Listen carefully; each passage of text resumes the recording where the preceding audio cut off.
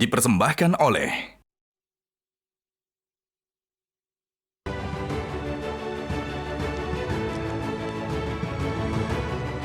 Selamat malam pemirsa, ketemu lagi di Hot Room dengan saya Hotman Paris.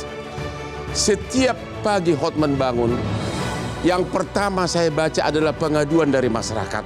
Dan yang terakhir adalah dua korban pemerkosaan di Purworejo, Jawa Tengah. Inilah WA mereka ke saya.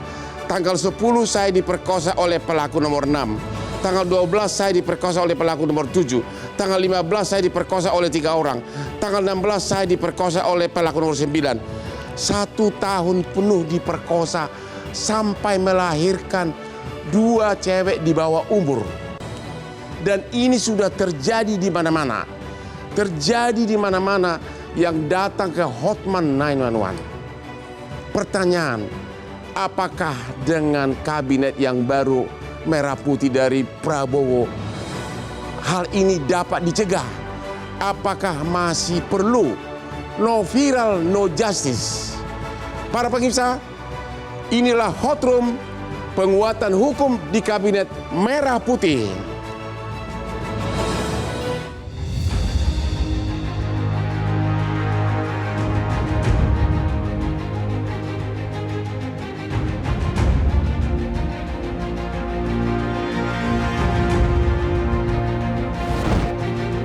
Bismillahirrahmanirrahim.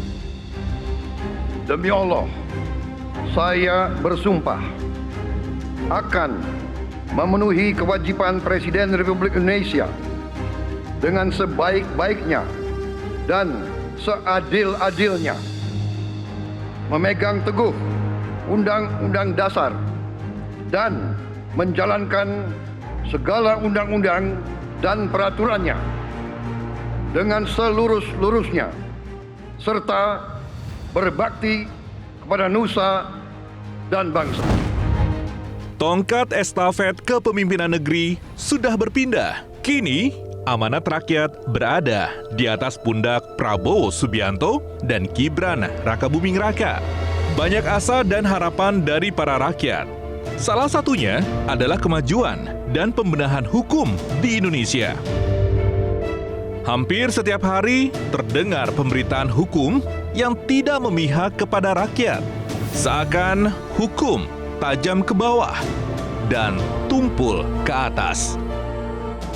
Melihat mereka yang dibebaskan walaupun bersalah, mereka yang korupsi tetap santai dan tersenyum ketika ditangkap.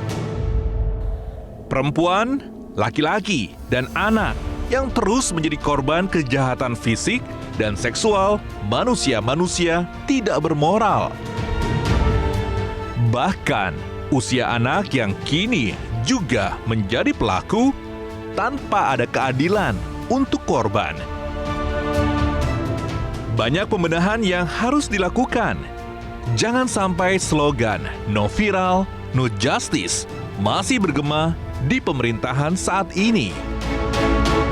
Saatnya bangkit, bergerak, melakukan perombakan besar-besaran demi terwujudnya reformasi hukum menuju Indonesia Emas 2045.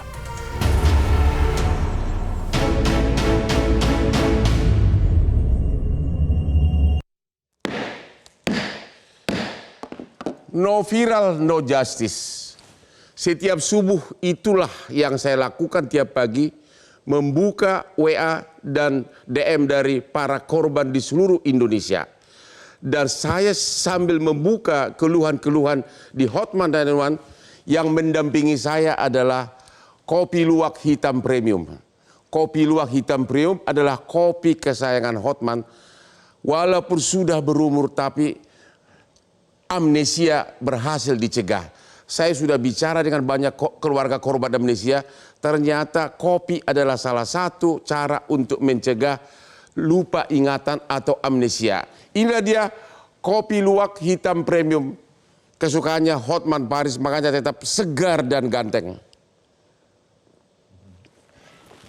Mantap. Oke, Pak Habibur Rahman, selamat sebagai Ketua Komisi 3 Hukum DPR. Selamat ya. Terima kasih, Oke. Bangku.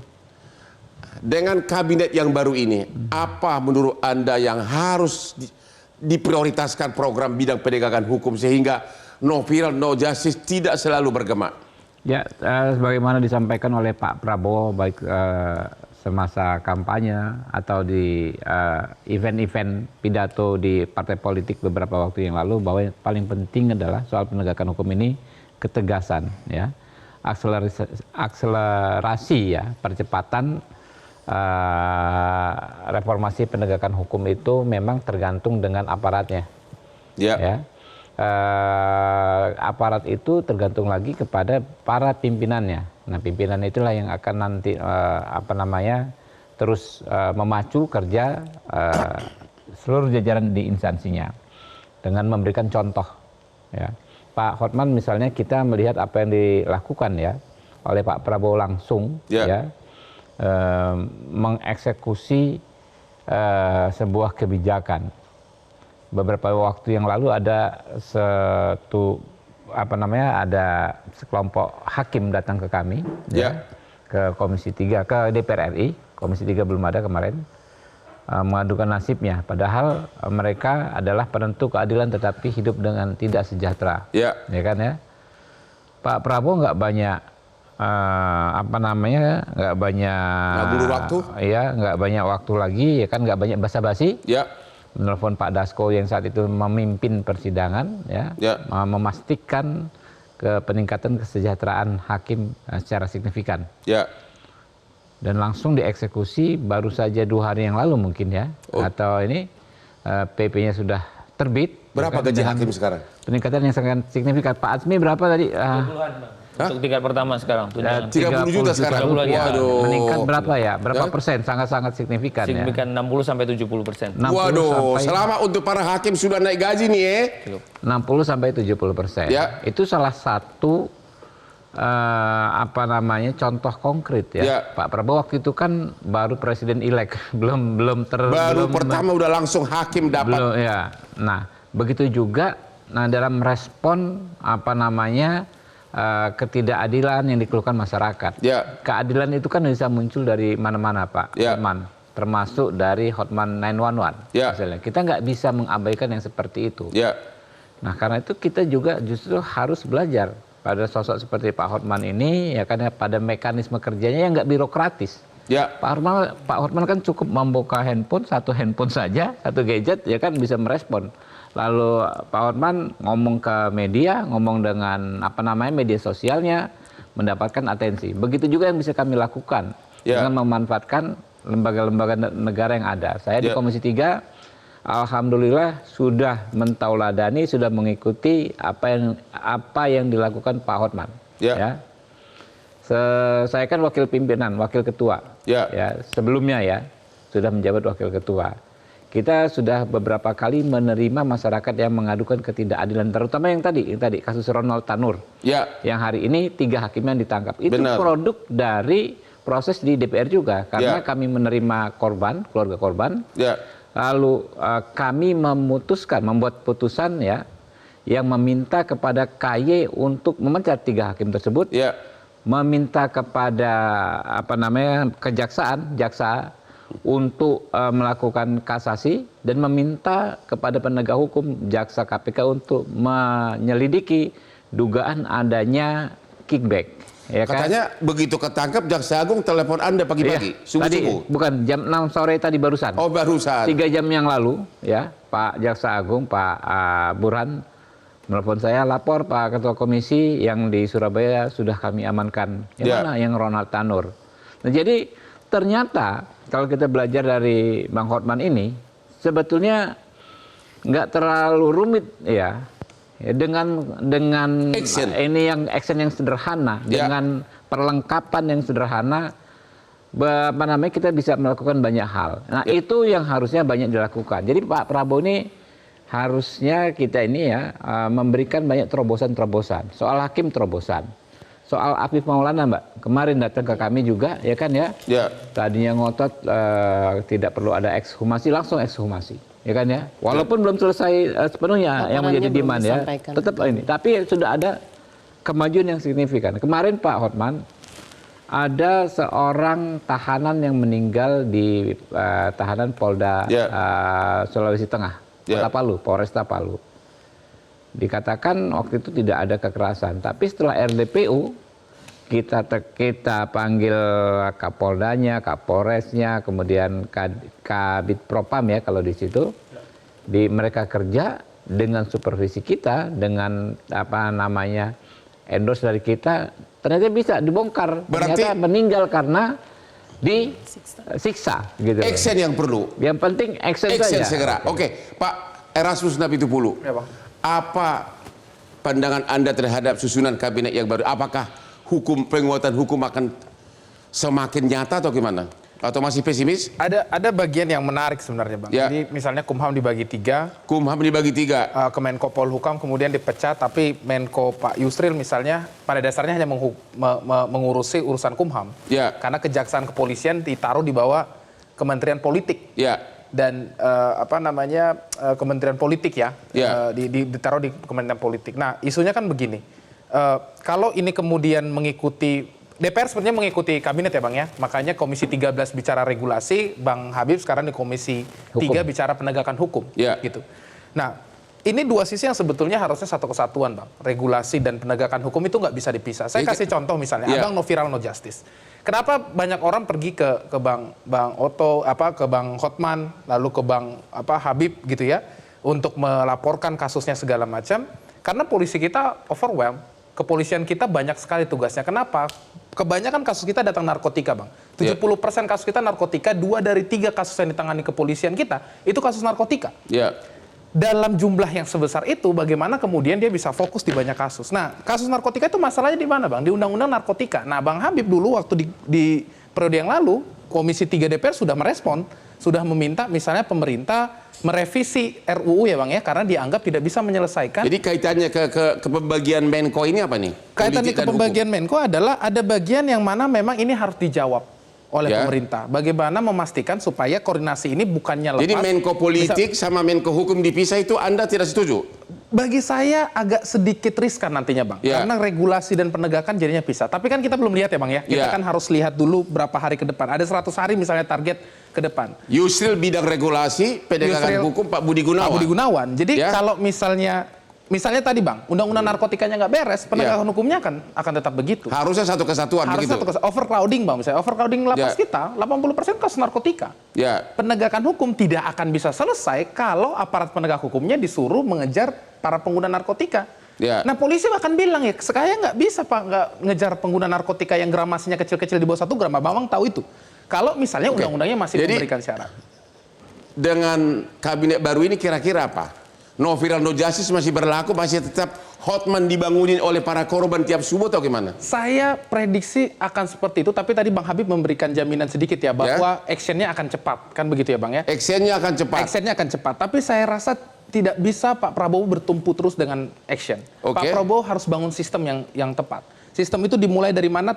Perbaikan tata kelola regulasi, penguatan aparat penegak hukumnya dalam dokumen rekomendasi Pak Prabowo misalnya 2 kali kami menyatakan setidaknya pada poin yang paling besar ya Bang ya, ingin memastikan penegakan hukum tidak menjadi penegakan kekuasaan dan politik. Itu kan penguatan aparat penegak hukum. Gitu. Kita istirahat dulu dan berikutnya kita akan membahas kejahatan terhadap perempuan dan anak. Hot Room.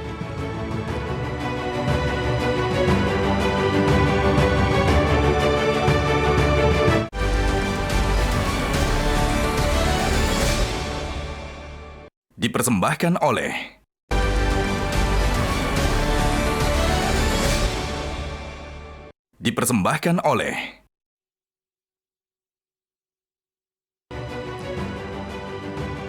Kita lagi di Hot Room. KPAI, kenapa KPAI bisa kalah sama Hotman 911? Kenapa pengaduan ke Hotman 911 langsung jos, langsung berhasil? Dan sekarang ini yang menjadi fokus bukan lagi korbannya, tapi pelakunya malah banyak anak di bawah umur. Pemerkosaan tiap hari, bahkan dibunuh dulu.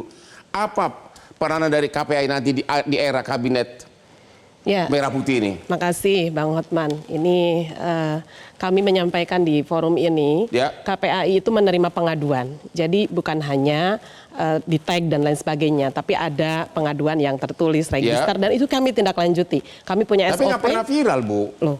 Disampaikan dong, kita juga banyak ke berbagai stakeholder, ke DPR ya, ke teman-teman pegiat lainnya.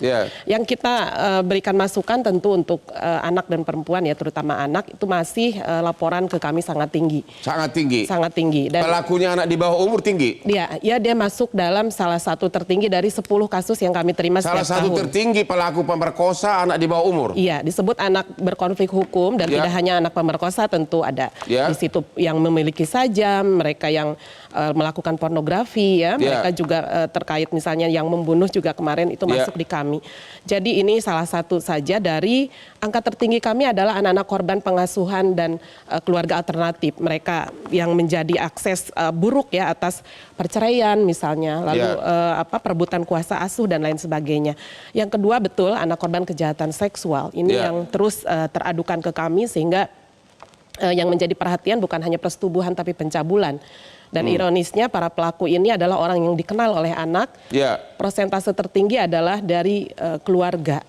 Pelakunya atau korbannya? Pelaku. Di kalangan keluarga? Iya. Dan orang yang dikenal. Biasanya apa? Bapak tiri gitu? Kami keluarkan jenis kelaminnya ayah kandung. Oke, pertanyaannya begini. Terutama untuk pelaku. Sekarang ini banyak korban kecewa. Sudah membunuh, memerkosa, tapi karena umur jadi bawah 14 tahun nggak bisa dipenjara. Hanya ditaruh di pantai pengasuhan beberapa bulan.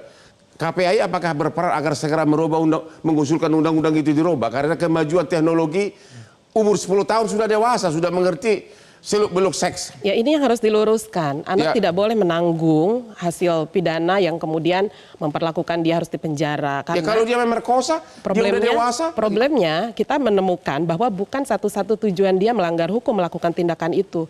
Tapi ada situasi kondisi. Ini yang harus dipahami untuk isu anak, Bang Hotman. Jadi 14 tahun yang melakukan pelanggaran hukum lalu ada konsekuensi dan pidana ya, itu saya kira sudah proporsi di situ. Tapi yang di bawah 14 tahun ini harus kita petakan betul apa penyebabnya. Di antaranya kalau undang-undang itu kan dibuat puluhan tahun lalu di mana medsos belum begitu maju. Sekarang ini anak sudah cepat dewasa, umur 11 tahun sudah haus seks. Bukankah umurnya itu perlu dipermudah gitu loh. Artinya di bawah 14 tahun bisa dihukum. Kasihan korban dong. Kayak di Palembang itu. Dibunuh, kemudian diperkosa. Peran orang tua di mana? Itu pertanyaan itu kami. hal lain lah. Enggak, dalam undang-undang itu dijelaskan, Bang. Tetapi undang-undang 11-12 ini, sistem peradilan pidana anak sudah menempatkan secara proporsional. Apa yang disebut anak pelaku. Itu kan peraturannya puluhan tahun lalu, Bu. Udah terjadi modernitas. Iya, justru yang ingin saya pahami di sini, perubahan itu pada aspek pemenuhan haknya dulu. Ini yang harus kita lihat juga. Jadi KPAI tetap sudah setuju merubah undang-undang itu, membuat anak di bawah umur agar 10 tahun ke atas bisa dipenjara, begitu? Tidak. Kami melihat banyak sekali problem justru. Ini saya nggak setuju dengan KPAI. Gimana nih? Saya sih ngelihat pandangan Pak Prabowo pada naskah kritisnya lebih dulu, Pak Bang Hotman. Kalau kita ngelihat Pak Prabowo ini kan sudah mendahului sebelum kepada pentas kepemimpinannya. Ada naskah kritis beliau dalam buku Paradok Indonesia. Buku Paradok itu berjumlah 152 halaman, tapi yang menjadi penting berkaitan tentang tema hukum itu ada pada halaman 17 dan halaman 107. Halaman 17 dan halaman 107 itu menekankan kepada supremasi hukum, kejar koruptor. Terus kalau ada orang yang berani ngerobek-robek hukum, nggak boleh diam, kata Pak Prabowo dalam naskah tahun 2017 itu. Artinya hari ini bahwa yang mau dituju adalah supremasi hukum. Berarti khususnya dari undang-undang, aparat penegak hukum, sarana prasarana, budaya hukum, kesadaran masyarakat bagi siapapun yang merobek-robek wajah penegakan hukum. Pak Prabowo bilang, lebih spesifik, tidak boleh diam-diam. Pemerkosaan meningkat banyak. Pelakunya pun anak di bawah umur. Gimana? Apa yang harus segera dilakukan? Loh, kalau saya naik aja Bang Hotman kepada ini. Karena memang era pada waktu itu udah berbeda. Hari ini kita pada open society, masyarakat sangat terbuka akibat globalisasi. Bagaimana mungkin anak di bawah umur melakukan tindakan kriminal, pemerkosaan, pembunuhan, apapun itu gitu loh. Jadi ya kita tidak terpaku. Jadi kita melihat karakteristik kasusnya, jangan dibatasi pada karakteristik. Kalau umur sekian tidak bisa, tidak. Yang dilakukannya itu sudah kriminal. Sewaktu ada ketentuan dan syarat bahwa anak ini udah melampaui, bukan untuk dikategorikan anak. Seharusnya kalau di situ ada perbuatannya, di situ ada pelakunya, pidana bilang kenakan dong pertanggungjawaban pidana. Kalau perilakunya sudah mirip-mirip dewasa begitu. Setuju. Jadi Anda tidak setuju dengan pendapat KPAI bahwa kan KPAI mengatakan tidak setuju anak di bawah umur di penjara. Saya berbeda pendapat terhadap anak yang sudah karakteristiknya kriminal. Melihat karakteristiknya. Jadi tidak dibatasi oleh umur? Tidak, tapi kalau udah lihat sifat perbuatannya, makanya dalam hukum itu ada pengecualian. Kalau itu udah serius, ini bahaya. Hukum pidana harus masuk. Karena untuk menuntaskan, kalau enggak nanti ya udah begitu aja, nanti minta maaf, kasih segala macam, rehab sejenak. Loh, bagaimana si korban? Harus ada proporsional. Benar. Bagaimana dia mengandung terhadap orang yang dia benci. Itu kasus di Palembang. Tiga orang pelakunya, anak di bawah umur, dibunuh dulu, diperkosa. Habis itu dipindahkan lagi, diperkosa lagi dari bagian belakang. Pelakunya yang umur 16 dihukum 10 tahun. Sementara yang anak di bawah umur cuma 10 bulan dikirim ke rehab. Korban nangis-nangis datang ke saya. Anak kami udah meninggal. Caranya itu, dibunuh dulu, diperkosa. Dipindahkan lokasi, diperkosa lagi. Apakah itu masih anak-anak? Pertanyaannya korbannya dapat apa, Bang? Apa yang dilakukan sistem kita sehingga korban bisa merasa dilindungi oleh negara? Dari tadi yang kita bicarakan menaikkan batas usia. Abang bilang tadi zaman udah berubah. Dulu undang-undang lama kita 97 sebelum diputusan MK merubah dari 8-10 tahun jadi 12 tahun. Tindak pidana itu ancaman pertanggungjawaban anak itu lebih rendah. Jadi kalau misalnya dulu kita anggap anak lebih dewasa, Mahkamah Konstitusi makin kesini sebenarnya meningkatkan usia pertanggungjawaban anak. Jadi satu, saya juga tidak sepakat dengan Bang Asmi, izin Bang, dengan Abang bahwa seakan-akan hukuman itu jadi jalan keluar. Kalau kita mau merubah, sekarang undang-undang SPPA harus dirubah karena sudah 10 tahun. Saya sepakat dengan Abang. Tapi yang paling penting dirubah apa? Bukan meningkatkan pertanggungjawaban anak. Kalau Abang kita bicara atas nama korban, ya udah. Kita rubah undang-undang SPPA, perkuat pertanggungjawaban korban. Bang, restitusi tidak mampu dibayarkan SPPA. Kalau pelakunya anak, restitusi bisa dibayarkan nggak, Bang? Nggak bisa. Karena apa? Karena anak nggak mungkin bayar restitusi. Satu-satunya di negara ini yang memposisikan restitusi bisa dibayarkan kalau pelaku tidak mampu hanya satu undang-undang, undang-undang TPKS.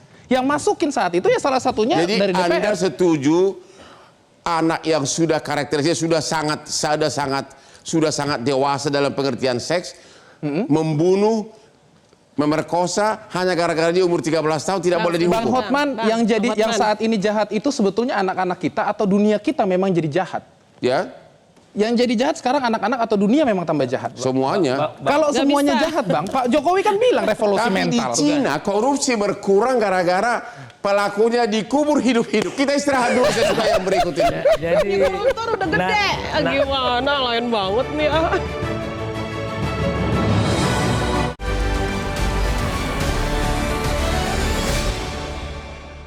Dipersembahkan oleh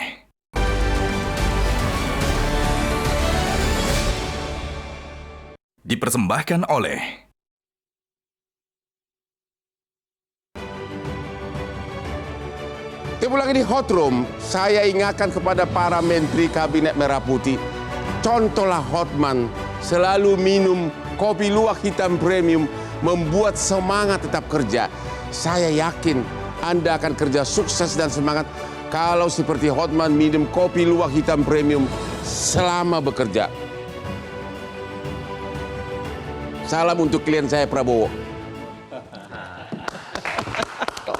KPAI, saya tidak setuju dengan pendapat Anda yang menyatakan anak di bawah umur di zaman modern ini sudah membunuh, memperkosa, tetap tidak boleh dipenjara. Oke, apa yang Anda harapkan dari kabinet Prabowo ini sekarang ini?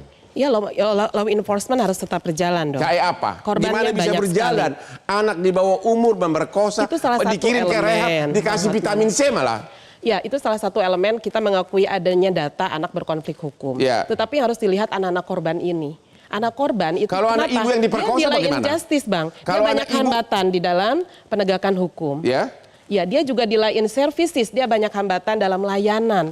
untuk pemulihan dia. Kemudian juga masih banyak praktek misalnya intimidasi terhadap anak ya, kriminalisasi dan lain sebagainya. Jadi ini problem yang utama kita. Yang nyata Anda mau minta dari Kabinet Merah Putih ini apa? Ya, pertama law enforcement harus dilanjutkan. Siapa yang harus melaksanakan? Dari seluruh aparat penegak hukum. Kita masih melihat ya jumlah polwan, kemudian pelindungan di level kepolisian itu masih rendah. Kita masih ingat pelindungan yang dilakukan di kepolisian itu masih rendah. Juga jumlah polwan ini harus diafirmasi.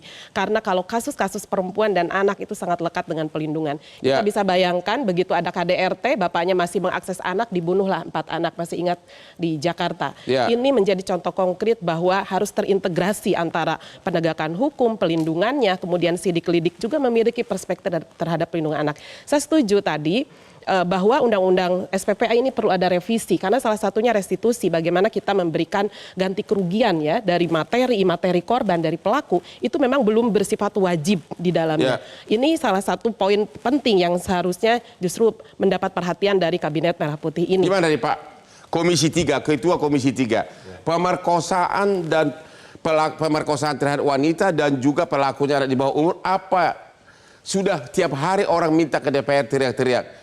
Apa yang Anda akan lakukan? Undang-undang mau dirubah? Ya, saya kesini dalam konteks untuk mendengar, Pak Hotman. Udah keseringan lu dengar dari gue. Iya kan? Jadi gini, memang ada yang namanya perkembangan dalam tradisi berhukum.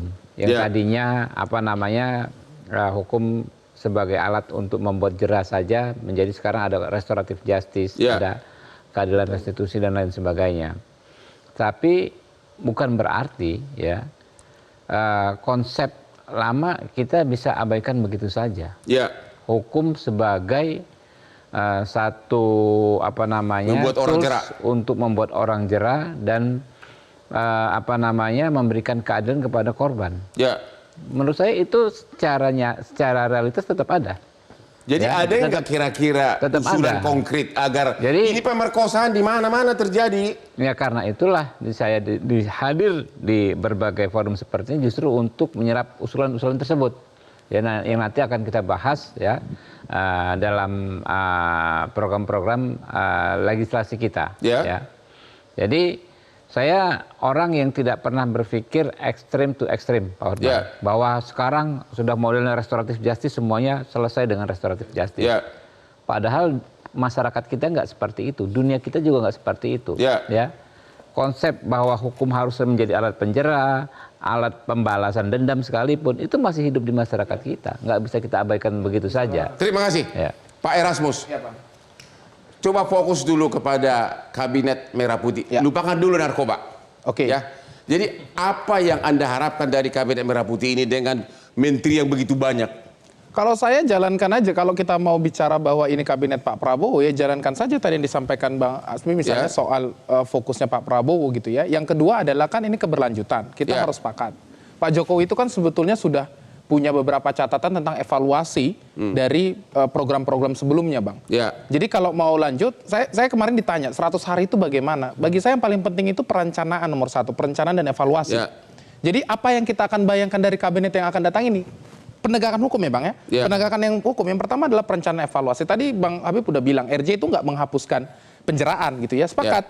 Maka dalam konteks itu lihat apa yang belum selesai. Undang-undang SPPA perlindungan anak, tadi kita udah ngomong perlindungan korban. Ya udah direvisi undang-undang SPPA-nya. RJ penghentian perkara dan lain-lain sekarang di RJ-kan itu kan Bang istilahnya. Ya sudah revisi, kita buat lagi undang-undangnya, masukkan dengan jelas mediasinya dan lain-lain. Artinya apa, Bang? Semuanya sudah ada di meja Pak Prabowo. Evaluasi perencanaan sudah ada. Itu nomor 1. Jadi dari sisi kebijakan, policy gitu ya, undang-undang saya kira udah bisa dieksekusi lah. Tadi undang narkotika dan lain-lain. Yang kedua penegakan hukum. Pak Prabowo mau keras terkait dengan penegakan hukum, mau bersih-bersih ya sapunya harus bersih. Jadi Anda optimis? Poin saya begini, kalau koordinasi masih dipecah-pecah seperti sekarang, seakan-akan regulasi dan penegakan hukum itu dipisah, saya nggak terlalu yakin. Tapi kita kasih waktu lah. Kita kasih waktu lah, biar fair ya Bang ya. Kita kasih waktu untuk gimana melihat. Pak Asmi? Jadi isu dia, kejaksaan, kepolisian, TNI di bawah Menko Politik. Sementara regulasinya Menko Hukum di bawah Yusril. Regulasi dipisah dengan penegakan hukum. Anda setuju? Ya ini kan memang satu yang sedang dicoba dari pola-pola Bang Hotman. Kalau kita lihat Pak Prabowo hari ini punya astacita. Astacita itu 8, di dalam poin 7-nya itu adalah juga penataan birokrasi. Birokrasi secara politik dan hukum.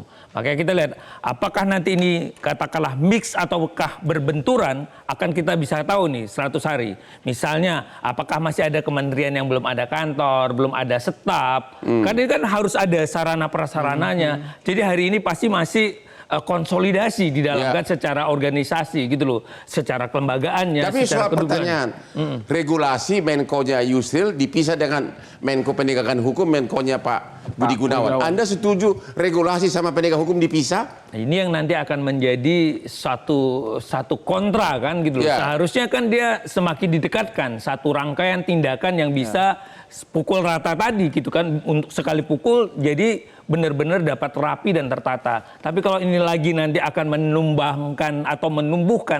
menumbuhkan birokrasi yang panjang lagi kan akan sulit nih Bang. Gitu loh. Ini yang menjadi tidak efektif dan tidak efisien. Salah satu hal yang saya soroti adalah mengenai hak ajasi. Ada Menteri Hak Ajasi Manusia, ada Komnas HAM, ada polisi jaksa, itu kan banyak hak ajasi manusia juga. Ada Menteri Hukum, ada apa lagi nih? Ada KPAI, semuanya menyangkut hak ajasi manusia. Tapi hak ajasi manusia di Indonesia masih di awang-awang. Ketemu lagi di Hot Room.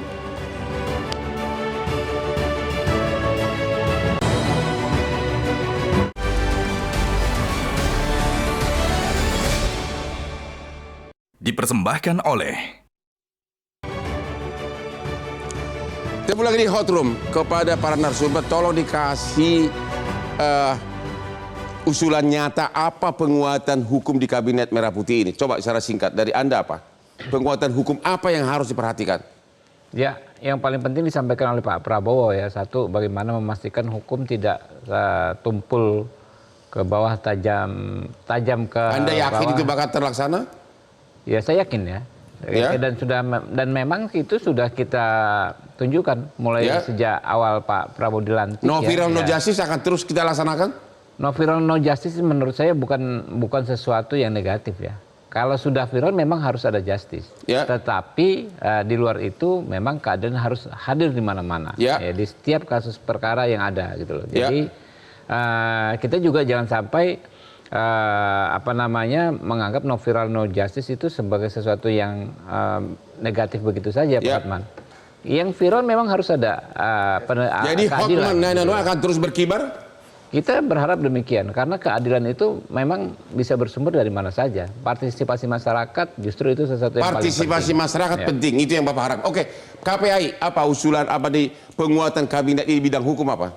Ya, untuk Undang-Undang Perlindungan Anak di ranah daring itu sangat penting. Yang kedua tentu Direktorat PPA PPO sebagaimana Perpres 20/2024. Ini harus sampai pada level polsek. Kalau setidak-tidaknya ini kan di Polda sudah mulai bagus ya. Ini harus satu modalitas tinggi di tubuh kepolisian, tapi juga kejaksaan dan pengadilan. Ini juga harus menunjukkan komitmen pada law enforcement di tingkat kepolisian dan seterusnya. Berikutnya tentu karena Kementerian PPA sekarang ada Wamen kita akan memperkuat dari transformasi sosialnya, transformasi ekonomi, dan kemudian supremasi hukum. Ini 3 hal. Melihat satu kasus untuk anak berkonflik hukum, salah satunya tidak bisa hanya pendekatannya penegakan hukum saja. Tetapi ada perubahan radikal secara budaya, cara pandang. Tapi KPAI tetap berpendapat anak di bawah umur 14 tahun tidak boleh dihukum? Tidak boleh dihukum, kan kita ada, bukan tidak boleh tidak dihukum. Ada Bang, di penjara itu kan ada yang mana kategori sedang, lalu ringan, sedang. Di bawah 14 tahun nggak bisa dong? Ya di bawah 14, tadi kan bilangnya saya bicara di bawah 14, nggak bisa kan? Kami tetap berpatokan tidak dalam usia. Saya tidak setuju dengan KPAI. Oke, Pak Erasmus Napitupulu, apa usulan Anda penguatan hukum Kabinet Merah Putih ini? 3 Bang, 1 penguatan substansi kebijakan, undang-undang SPPA, revisi undang-undang narkotika, penguatan anak tapi ya Bang anak, narkotika, terus KUHP, saya kira narkotika, gramasi diatur, tadi Bang Habib juga sepakat. Yang kedua penegakan hukum. Pak Prabowo bilang jangan politisasi penegakan hukum sebagai alat politik, itu harus diperkuat juga. Kejaksaan sudah menunjukkan arah yang sangat baik saya kira dengan penangkapan 3 hakim.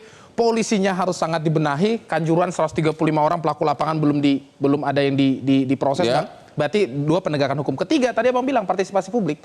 ya dengar kalau tadi 100 hari saya bilang evaluasi dan perencanaan jadi penting, salah satunya ya dengar partisipasi publik. Siapa yang didengar ya, kayak Abang, kayak Bang Hotman dan lain-lain. Abang baru bisa pensiun kalau kemudian beban penegakan hukum bisa selesai, kalau kebijakannya baik, ya orang nggak akan datang ke Abang. Hotman tidak akan pensiun, akan tetap praktek hukum dan berdansa. Pak Azmi gimana? Ya, saya kira kita harus dukung supremasi hukum dari pemerintahan Prabowo itu adalah gerakan yang berani dan bersih. Pemerkosaan gimana? Terlalu banyak pemerkosaan. Ya, kejar.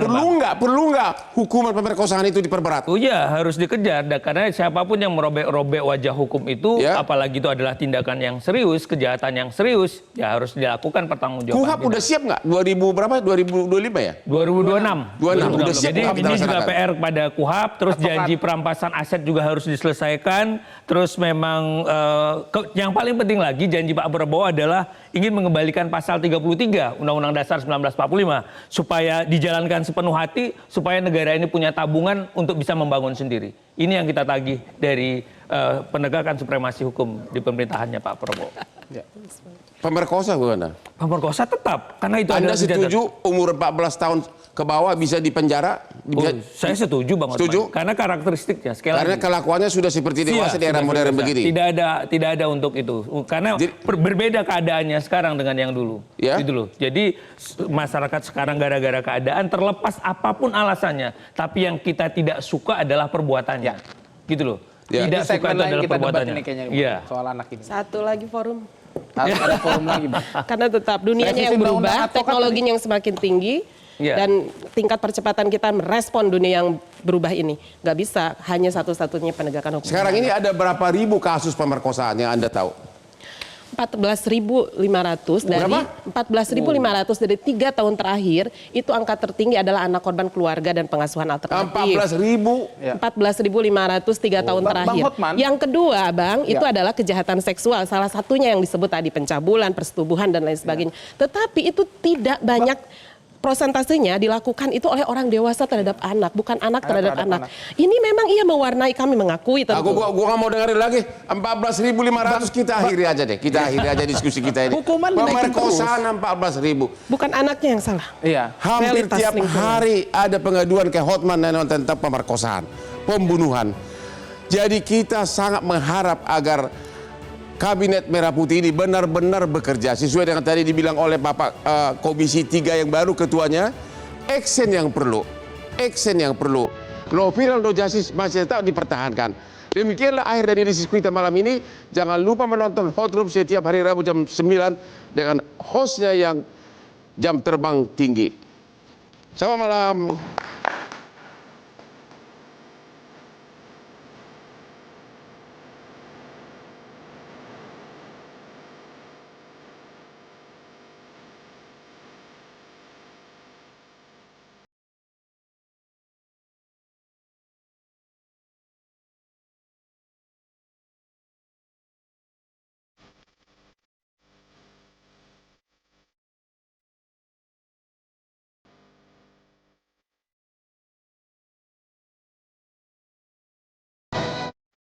Metro TV.